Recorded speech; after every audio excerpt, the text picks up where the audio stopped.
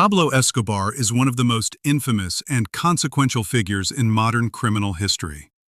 His life became a symbol of the global drug trade, extreme violence, and systemic corruption, leaving a lasting impact on Colombia and far beyond its borders. Pablo Emilio Escobar Gaviria was born on December 1, 1949, in Rio Negro, near Medellin, Colombia. He grew up in a modest household. His father worked as a farmer, and his mother was a school teacher. While his family was not among the poorest, Escobar was exposed early to the deep social inequality and limited opportunities that defined much of the region. As a teenager, Escobar became involved in petty crime. Reports suggest he began with contraband cigarettes, forged documents, and stolen vehicles. At one point, he even participated in the theft and resale of gravestones. These early activities shaped a principle that would later define his empire. Money and fear were the fastest ways to gain control. In the 1970s, demand for cocaine surged in the United States. Escobar recognized the opportunity before most others. What began as small-scale trafficking quickly evolved into a vertically integrated operation: production, transportation, and distribution, all under centralized control. By the early 1980s, Escobar had become the dominant figure of the Medellin cartel, one of the most powerful criminal organizations in history. At its peak, the cartel controlled an estimated 80% of the global cocaine market. Tons of cocaine were smuggled into the United States each week, generating millions of dollars per day. Escobar's wealth reached unprecedented levels. He appeared on Forbes' list of the world's richest individuals multiple times, with an estimated net worth in the billions. However, much of his fortune existed only in cash. Money was buried in fields, hidden in walls, or stored in warehouses, where millions of dollars were lost each year to moisture, decay, and rodents. At the same time, Escobar worked carefully to craft a public image. In poor neighborhoods around Medellin, he funded housing projects, schools, soccer fields, and infrastructure. For many residents neglected by the government, he appeared to be a benefactor, someone who delivered results when the state failed.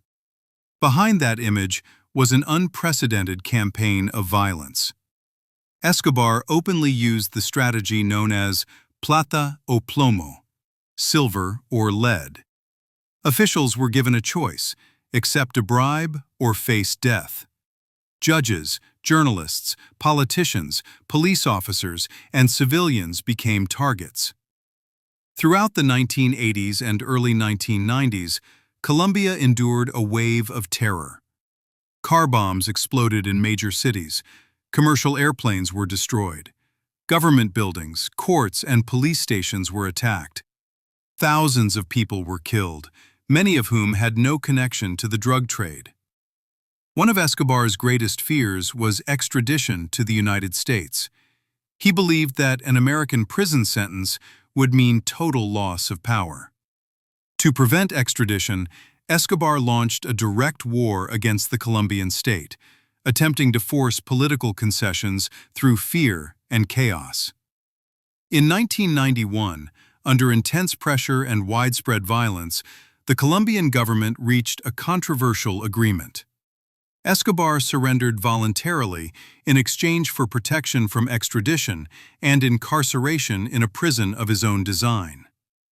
That prison, known as La Catedral, functioned more like a private compound than a correctional facility.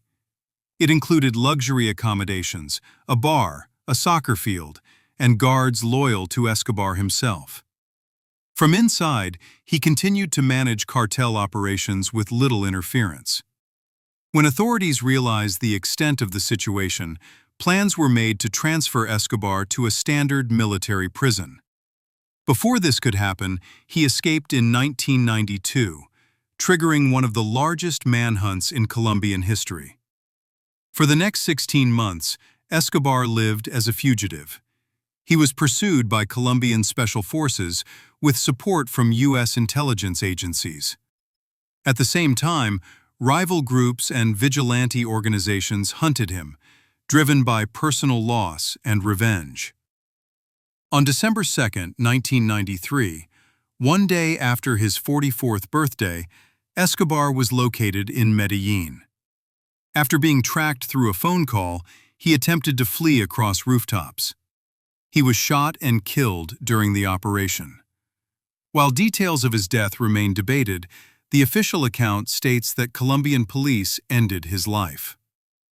Escobar's death marked the end of one of the most violent chapters in Colombia's history. However, it did not end the global drug trade. Instead, it revealed the deep structural damage caused by years of corruption, violence, and fear. Colombia would spend decades rebuilding institutions weakened by Escobar's influence. Entire generations were shaped by trauma, loss, and instability caused by cartel warfare. Today, Pablo Escobar's story is often misinterpreted. It is not a story of success or power, it is a warning. His wealth was built on destruction, and his legacy is measured in lives lost, not victories achieved. His rise and fall demonstrate a fundamental truth. Power gained through violence is temporary, and the consequences of criminal empires extend far beyond the individuals who build them.